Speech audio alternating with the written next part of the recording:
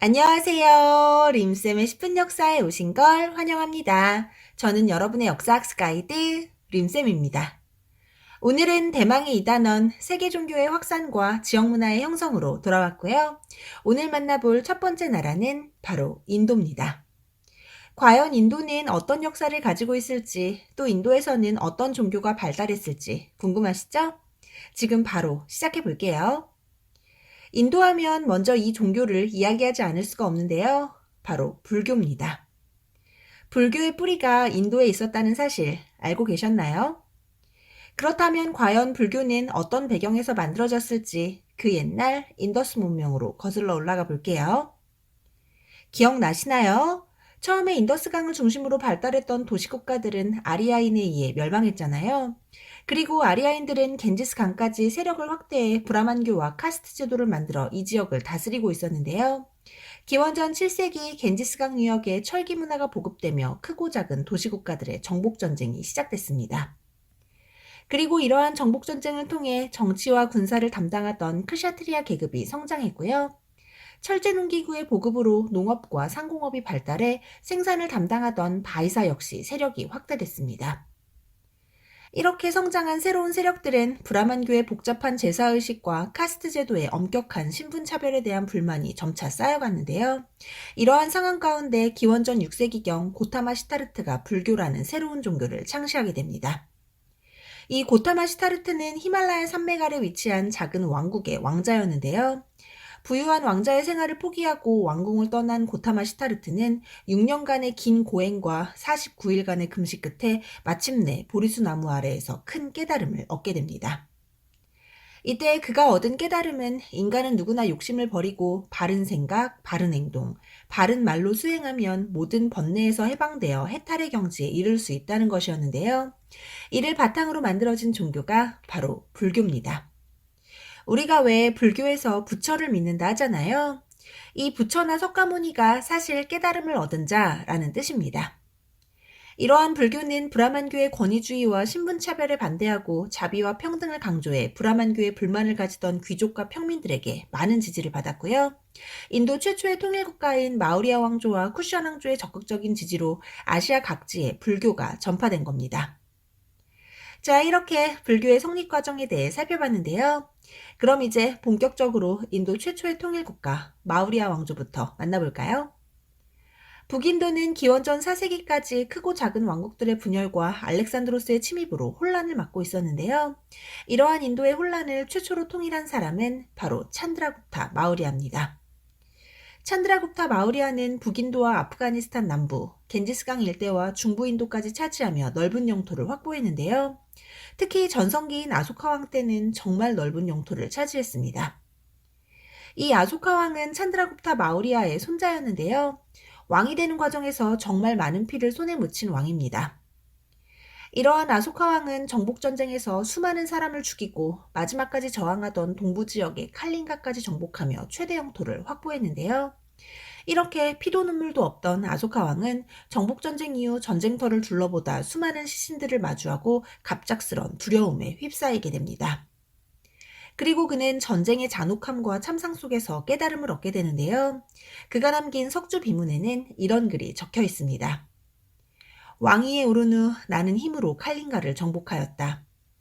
이 전쟁에서 10만 명이 넘는 사람이 죽었고 그들의 영토가 시체로 뒤덮인 처참한 광경에 나의 가슴은 온통 찢어지고 말았다. 나는 앞으로 오직 진리에 맞는 법만을 실천하고 가르칠 것이다. 아소카 왕의 번뇌가 느껴지시나요? 이렇게 깨달음을 얻은 아소카 왕은 그 후 불교를 열심히 믿게 되는데요. 먼저 불교를 국교로 삼고요. 억압적인 통치 방식 대신 불법에 따른 통치를 다짐하며 전국 각지의 바위나 돌기둥에 불교의 가르침과 만인이 지켜야 할 신앙, 국왕의 정책 등을 새겼습니다. 이게 바로 아소카 왕의 다짐이 적힌 석주인데요. 석주란 돌기둥으로 석주의 맨 꼭대기에는 사자상을 두어 국왕의 권위를 나타냈습니다. 이 사자상에서 사자는 왕의 권위를 뜻하고요. 가운데에 있는 요술에 박히는 부처님의 법이나 진리를 나타냅니다. 또 아소카 왕은 불경을 편찬해 석가모니의 가르침을 정리하고 불교의 교리를 통일했으며 많은 불탑도 건설했는데요. 불탑이란 부처님의 사리를 보관하는 곳으로 부처의 사후 그의 몸에서 나온 사리를 보관하기 위해 불탑을 세운 겁니다. 이 중 가장 대표적인 불탑으로는 산치대탑이 있는데요. 대탑이란 이름답게 굉장히 거대한 탑입니다. 이 산치대탑은 전 세계에서 현존하는 가장 오래된 불탑인데요. 우리나라의 석탑과는 또 다른 모습이죠. 또 아소카왕은 불교의 전파를 위해 지금의 스리랑카인 실론과 동남아시아의 여러 나라의 사절단을 파견했는데요. 이러한 아소카왕의 노력으로 동남아시아 등지에 불교를 믿는 사람이 점차 많아졌고요. 불교가 세계 종교로 발전하는 데 큰 기여를 하게 됩니다. 이렇게 아소카왕에 의해 발전한 불교는 상자부 불교인데요. 상자부 불교란 엄격한 수행을 통한 개인의 해탈을 강조한 불교입니다. 한편 아소카왕은 불교 장려 정책 외에도 중앙집권 체제의 강화를 위해 각 지역에 관리를 파견하고 도로망 정비와 관계시설 확보 등의 노력을 꾀하며 마우리아 왕조의 전성기를 이끌었는데요. 하지만 그의 사후 급격하게 쇠퇴한 마우리아 왕조는 결국 이민족의 침입으로 멸망하고 맙니다. 이후 인도는 거듭된 분열로 혼란의 시기를 맞게 되는데요. 1세기경 이란계의 쿠시안족이 북인도의 대부분을 차지하며 쿠시안 왕조를 세우게 됩니다. 쿠시안 왕조는 지도에서 보시는 것처럼 북부인도에서부터 중앙아시아에 이르는 큰 영역을 차지하고 있는데요. 이러한 지리적 이점을 활용한 쿠시안 왕조는 비단길과 바닷길을 장악하고 중국과 로마를 연결하는 중개무역으로 큰 번영을 누리게 됩니다. 이때의 왕이 바로 카니슈카 왕인데요. 쿠시안 왕조의 전성기를 이끌었던 카니슈카 왕은 겐지스강을 넘어 인도의 중부 지역까지 쿠시안 왕조의 최대 영토를 확보하고 불교를 장려했습니다. 이러한 카니슈카 왕의 불교 장려 정책으로 발달한 불교가 바로 대승불교인데요. 상자부 불교와는 다르게 개인의 해탈보다는 중생의 구제를 강조했고요. 부처를 초월적 존재로 신격화해 신앙의 대상으로 삼았습니다. 이러한 대승불교는 중앙아시아를 거쳐 중국 및 동아시아에 전파돼 우리나라에도 많은 영향을 미쳤습니다. 또 쿠시안 왕조는 동서교역로에 위치해 인도와 페르시아, 중국, 로마 등 다양한 지역의 문화를 수용했는데요. 이러한 문화의 융합을 알려주는 대표적인 양식이 바로 간다라 미술입니다. 간다라 미술이란 교통의 요지였던 간다라 지역에서 발달한 미술 양식인데요. 인도 문화와 그리스 로마의 문화가 융합된 형태를 띠고 있습니다. 이러한 간다라 미술은 대승불교와 함께 중국 및 우리나라의 불상 제작에도 큰 영향을 미친 예술 양식입니다. 이건 그리스의 조각상인데요. 흘러내릴 듯한 옷자락 하나까지 세밀하게 표현한 그리스 조각상. 느낌 아시죠? 그리고 요게 간다라 불상. 그리스 조각상과 상당히 유사한 느낌을 주죠? 그리고 이러한 간다라 미술은 중국과 우리나라에도 영향을 주는데요. 우리나라의 석굴암 본존불상을 보면 디테일한 부분에서 간다라 미술 양식을 찾아볼 수 있습니다. 아직은 낯설기만 한 인도의 고대 문화가 사실 우리나라에도 이렇게 직접적인 영향을 끼쳤다는 사실이 참 신기하죠? 그럼 다시 인도의 이야기로 돌아와서요. 나름 번영을 누렸던 쿠시안 왕조도 결국엔 멸망하고 인도는 다시 거듭된 분열과 혼란을 겪게 됩니다. 그리고 이러한 혼란의 시기를 잠재우고 인도 북부를 재통일한 사람은 바로 찬드라굽타 1세인데요. 이 찬드라굽타 1세는 마우리아 왕조를 세운 사람과는 다릅니다. 이름이 비슷하다고 헷갈리시면 안 돼요. 암튼 이 찬드라굽타 1세가 4세기경 혼란의 북인도를 통일하고 굽타 왕조를 건국했는데요. 이러한 굽타 왕조는 찬드라굽타 2세 때 전성기를 맞게 됩니다. 확실히 전성기답게 넓은 영토를 확보한 찬드라굽타 2세는 북인도의 대부분을 차지하고 인도 중부까지 세력을 확대했는데요. 이렇게 4세기와 5세기에 걸쳐 인도를 지배하던 굽타 왕조 시기는 인도의 고전 문화가 완성되고 인도 고유 종교인 힌두교가 발달한 시기이기도 합니다. 사실 우리가 인도하면 떠올리게 되는 인도만의 고유한 색깔이 있잖아요. 그러한 인도다움이 성립되는 시기가 바로 이 굽타 왕조 시기인 건데요. 그렇다면 인도의 종교인 힌두교는 과연 어떻게 성립된 걸까요? 원래 굽타 왕조 이전에 발달했던 종교는 불교였잖아요. 하지만 개인의 해탈과 깨달음 등을 강조했던 불교는 시간이 지날수록 점차 다가가기 어려운 종교가 되어갑니다. 그래서 불교의 인기가 조금 시들해지자 기존의 브라만교는 복잡한 제사의식을 개선하고 다양한 민간 신앙들을 융합해 새로운 종교 힌두교를 만들어냅니다. 이렇게 탄생한 힌두교는 특별한 창시자는 없으며 믿는 신이 셀 수 없이 많은 다신교였는데요. 이런 힌두교의 신들 중 특히 인도인들의 사랑을 받는 세 명의 신이 있습니다. 바로 창조의 신 브라마, 유지의 신 비수뉴, 그리고 파괴의 신 시바인데요. 이 중 유지의 신인 비수뉴는 다양한 모습으로 지상에 나타나 인간을 돕는다고 믿었고요. 이를 화신 혹은 아바타라고 불렀습니다. 특히 굽타 왕조의 왕들은 자신의 권위를 높이기 위해 스스로를 비수뉴의 화신에 비유했고요. 이를 통해 점차 힌두교는 인도의 민족 종교로 자리 잡게 됩니다. 이러한 힌두교에서는 부처 또한 비수뉴의 화신이었다고 주장했는데요. 이로 인해 불교는 인도에서 점차 쇠퇴하게 됩니다. 그렇다면 앞서 말씀드린 세 명의 신 중 인도인들에게 가장 사랑받는 신은 누구일까요? 바로 파괴의 신 시바입니다. 쌤, 왜 파괴의 신을 좋아해요? 그건요, 인도인들은 무언가를 파괴해야 새로운 것을 시작할 수 있다고 믿기 때문입니다. 그래서 시바 신은 파괴의 신이자 생명의 신이기도 합니다. 여러분들 혹시 힌두교를 믿는 인도인들이 소를 숭배한다는 사실을 알고 계셨나요? 그래서 인도인들은 소고기를 먹지 않는데요. 그 이유가 바로 시바 신이 하얀 소를 타고 다녔기 때문이라고 합니다. 또 인도인들은 겐지스강을 매우 성스러운 곳으로 여기는데요.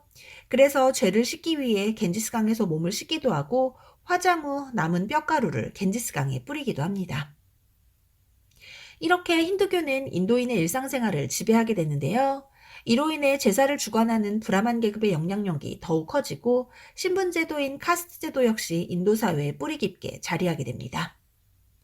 이러한 카스트 제도는 힌두교의 경전인 마누법전의 편찬 이후 더욱 강화됐는데요. 마누법전은 산스크리트어로 쓰여진 고대 인도의 가장 권위 있는 힌두 법전입니다. 이러한 마누법전에는 힌두교도가 지켜야 할 모든 생활 규범이 담겨 있으며 카스트 제도의 각각의 신분은 전생의 업으로 결정된다고 강조해 신분제를 더욱 공고히 했습니다. 그러니 카스트 제도 아래에 있던 인도인들은 다음 생을 위해 현생의 신분을 받아들이고 그에 따른 의무와 규범을 잘 지킬 수밖에 없었겠죠? 이렇게 힌두교는 인도를 대표하는 종교로 자리 잡게 됐는데요. 이 힌두교의 힌두라는 말이 인도라는 뜻이거든요. 이런 것만 봐도 힌두교가 인도에서 미치는 영향력이 얼마나 큰지 아시겠죠? 이러한 힌두교가 만들어진 굽타 왕조 시대는 인도의 고전 문화가 발전하는 시기이기도 한데요. 우선 문학 분야에서는 마하바라타와 라마야나 등 서사시가 대표적이고요. 이 중 마하바라타는 산스크리트어로 쓰여진 고대 인도의 3대 서사시로 인도의 고유한 설화들을 담고 있습니다. 또 미술과 조각 분야에서는 굽타 양식이 발달했는데요. 이러한 굽타 양식의 대표적인 유물에는 아잔타 석굴과 엘로라 석굴의 벽화와 불상이 있습니다. 특히 총 29개의 석굴로 이루어진 아잔타 석굴에는 인도의 풍속과 불교에 관한 것들이 다채롭게 묘사되어 있는데요. 그중 아잔타 제1석굴에 그려진 연화수 보살 벽화는 대표적인 굽타 양식입니다. 이처럼 인체의 윤곽을 섬세하게 묘사한 연화수 보살 벽화는 1983년 세계문화유산으로 지정되기도 했습니다. 또 이 시기 인도의 자연과학의 발달 역시 빼놓을 수가 없는데요. 지구 구형설과 지구의 자전, 공전 등을 증명했고요. 원주율을 계산해 지구 둘레를 측정하기도 했습니다. 우리가 수학 시간에 열심히 배우는 파이가 이때부터 등장한 거였네요. 사실 인도인들은 굉장히 수학에 능통하다고 하는데요. 0이라는 개념도 무한이라는 개념도 모두 이 시기에 만들어졌고요. 십진법을 사용했습니다. 이러한 인도인들의 지식은 이후 이슬람에 전해지는데요. 우리가 지금 사용하고 있는 아라비아 숫자도 사실은 인도의 숫자에서부터 출발한 거였습니다. 자, 이렇게 마우리아 왕조부터 굽타 왕조까지 고대 인도의 역사에 대해 살펴봤는데요. 다음으로는 동남아시아의 여러 나라들을 만나볼까요? 이 동남아시아는 인도와 중국 사이에 위치한 인도차이나 반도와 말레이 반도, 인도네시아의 여러 섬들로 구성되어 있고요. 인도와 중국을 잇는 교통의 요충지로 일찍부터 해상무역이 발달했습니다. 이로 인해 동남아시아의 여러 나라는 인도의 불교와 힌두교, 그리고 중국의 한자와 유교 등의 영향을 받으며 성장했는데요. 이러한 동남아시아의 나라 미얀마부터 살펴볼까요? 미얀마에서는 최초의 통일 왕조인 파간 왕조를 좀 기억해 주세요. 이 파간왕조는 상자부 불교의 수용으로 파간불탑 등 미술과 건축 분야에서 독자적인 불교 문화를 발전시켰고요. 지금도 이때 세워진 불탑과 사원 2천여 개가 미얀마에 남아 있습니다. 또 인도네시아에는 거대한 불교 사원인 보로부두르 불탑이 있는데요. 자와섬에 위치한 보로부두르 불탑은 약 200만 개의 바위 벽돌로 만들어진 세계 최대 규모의 대승불교 유적지입니다. 총 9층으로 이루어진 계단식 사원을 아래에서부터 위로 시계 방향을 따라 올라가다 보면 회랑에 정교하게 그려진 인간 세상과 부처의 전생, 부처의 세계 등을 만나볼 수 있다고 합니다. 그리고 캄보디아에는 앙코르와트라는 거대 힌두 사원이 있는데요. 앙코르와트는 다들 들어보셨죠? 캄보디아의 상징이라고도 볼 수 있는 앙코르와트는 12세기 전반 앙코르 왕조의 수루야바르만 2세가 비수뉴신에게 바치기 위해 만든 사원이었습니다. 처음에는 힌두 사원이었지만 훗날 불교 사원으로 이용되며 힌두교와 불교의 색깔이 모두 녹아있는데요. 이를 통해 캄보디아가 인도의 영향을 얼마나 많이 받았는지 알 수 있겠죠? 한편 동남아시아는 인도뿐 아니라 중국의 영향도 많이 받았는데요. 특히 베트남은 10세기 전까지 중국의 지배를 받다 독립해 중국의 색깔을 많이 찾아볼 수 있습니다. 이 문묘는 11세기 공자의 위패를 모시기 위해 지은 사당인데요. 유학자를 양성하던 베트남 최초의 대학입니다. 유학의 뿌리가 중국에 있다는 사실 알고 계시죠? 이처럼 동남아시아 지역은 인도차이나 반도라고 불릴 만큼 인도와 중국의 영향을 받으며 발전해온 지역이라는 사실을 잘 기억해 두시기 바랍니다. 오늘은 인도의 역사와 종교, 그리고 동남아시아의 여러 나라들까지 살펴봤는데요. 오늘 준비한 내용 여기까지입니다. 오늘의 중요 포인트, 인도 최초의 통일국가인 마우리아 왕조와 쿠션 왕조, 그리고 그 가운데서 발달한 종교인 불교를 잘 기억하시고요. 그 이후 등장한 굽타 왕조와 지금의 인도의 색깔을 완성시킨 힌두교, 너무 중요합니다. 또 힌두교를 중심으로 성립된 인도의 고전 문화와 굽타 양식도 잘 기억해 두시고요. 인도와 중국의 영향을 받은 동남아시아의 여러 나라들은 유적지를 중심으로 정리하시기 바랍니다. 오늘도 고생 많으셨고요. 구독과 좋아요는 언제나 감사드립니다. 그럼 안녕, 뿅!